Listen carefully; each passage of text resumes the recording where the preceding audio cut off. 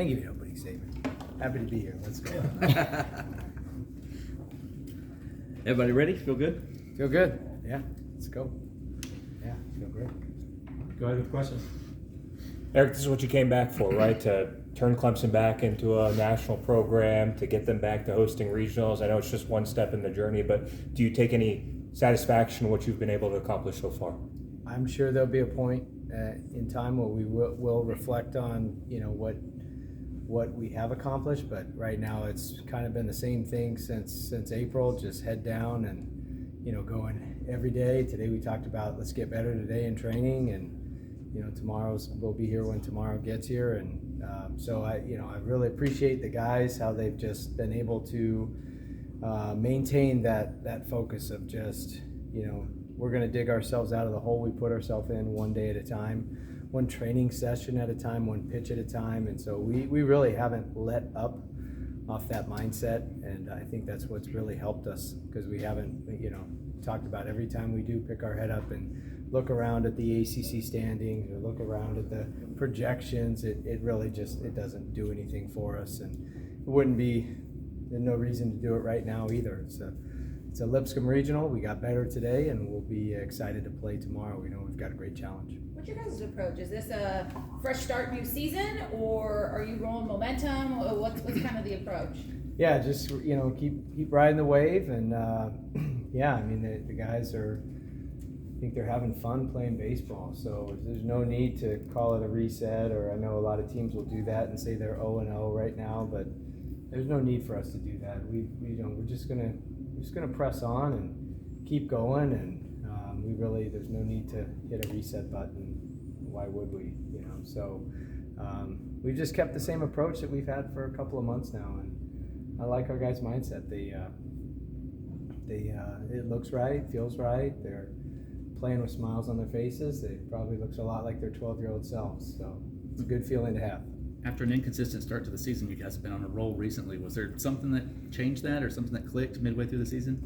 Yeah, the first 31 games probably couldn't have gone any worse. 17-14 and 2-8 in league play, and it's probably a crossroads point when you're at that halfway mark of the season, and it could go either direction. And to our guys' credit, they recognized that we weren't getting blown out. We were right there. We were losing a lot of close games. We had some leads. We blew the leads late. We were injured. We had whatever reason you want to call it, but we were right there.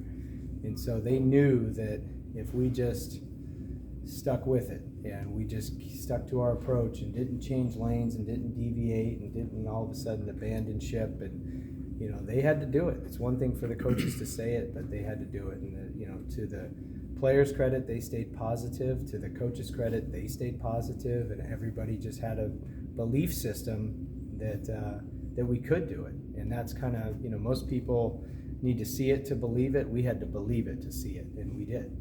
People said this is kind of a tricky regional. What are some things you're looking out for in some of the other teams?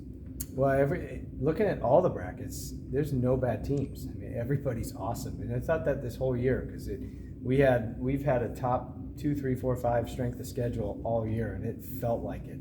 Every single game felt like it was an absolute battle.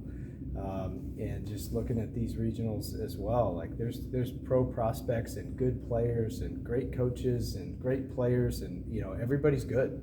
And we're still in that post-COVID world where everybody's old, and I think that's a big contributor to it. You got a lot of players in this postseason that have a lot of repetitions playing college baseball. So it's cool to see. It's great for our game, and it should be, one heck of a postseason. But this regional is no different. Again, all of our attention is on Lipscomb. We've got the A-Sun Pitcher of the Year pitching tomorrow. He's an awesome pitcher. But we know Tennessee and Charlotte are great too. We played Charlotte. It was a nip and tuck game. Then obviously Tennessee has been a juggernaut in college baseball the last few years. So we know the caliber of their team as well. Do you think the Clemson fans in the home atmosphere will provide an added boost for you guys? I sure hope so. I mean, that's how it used to be. That's how it was 21 years ago. That's how it was as an opposing coach here with Maryland in 2011. And that's how it's been the last couple of home weekends. The fans have really shown out and come out in full support. They get those balloons waving behind home plate, and they the music's playing, the marketing team's doing an awesome job engaging with the action on the field, and the fans have gotten behind that. There were a couple games early where, you couldn't really hear the energy in the stadium or feel it. And lately, especially as the team has started to energize the crowd has started to energize the team. So I think there can be awesome synergy between DKS and the on-field play, and just want the fans to take ownership of their roster spot on this team as the 10th man. And we need it. And, I'm excited to see them come out in full force this weekend and bring the noise and bring the energy and positively impact our play.